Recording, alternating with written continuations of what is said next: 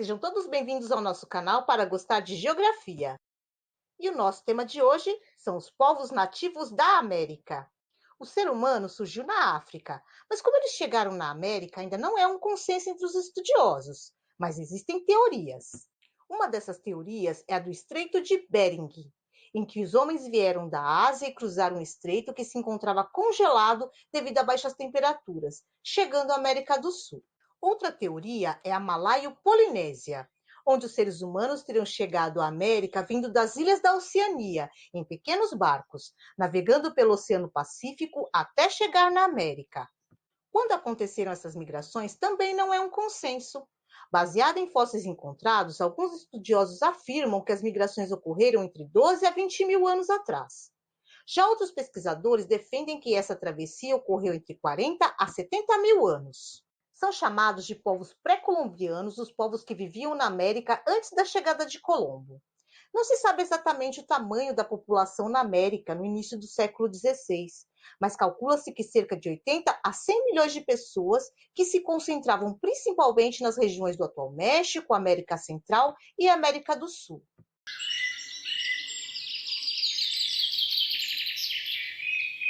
Nosso território era composto por cerca de 900 povos, que tinham seu próprio modo de vida e costumes, e suas aldeias eram organizadas conforme a tradição de cada povo.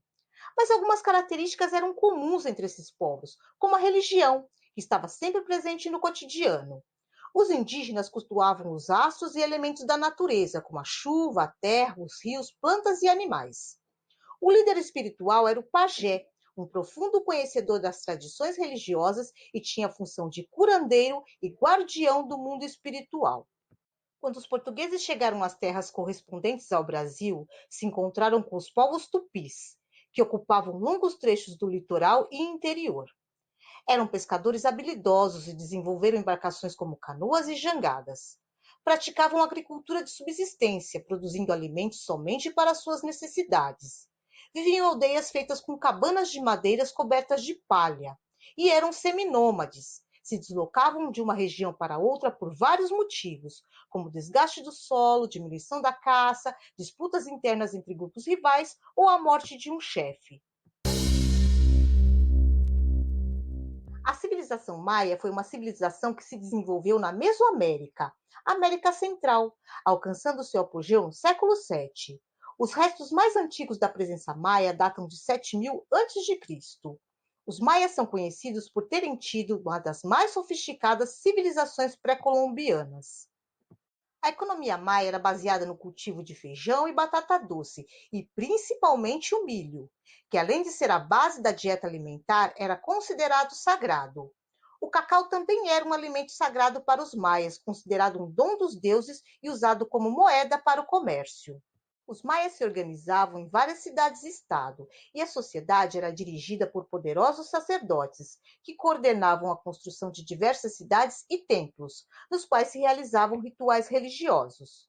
Os maias desenvolveram um complexo sistema de escrita, que possibilitou o registro de informações relacionadas à sociedade, cultura e economia da sua civilização. Criaram um sistema numérico e calendários bastante precisos, que possibilitaram regular a vida cotidiana e religiosa, como, por exemplo, o calendário solar, para prever melhores épocas de plantio e colheita. Os astecas, a partir do século XIII, migraram do norte da Mesoamérica para a parte central do México. Eram conhecidos também como mexicas, o que deu origem ao nome México. Eram politeístas, mas cultuavam uma divindade principal, deus do sol e da guerra. Logo abaixo dele estava o deus da chuva e da fertilidade. E para agradar esses deuses, os astecas realizavam sacrifícios humanos, pois os deuses teriam dado seu próprio sangue para que o sol se movesse. Portanto, exigiam sangue humano para manter o mundo em funcionamento. Então, os astecas faziam guerras, especialmente para capturar prisioneiros e ofertar seu sangue. A economia do Império Azteca estava baseada na agricultura, mas eles também faziam comércio com outros povos.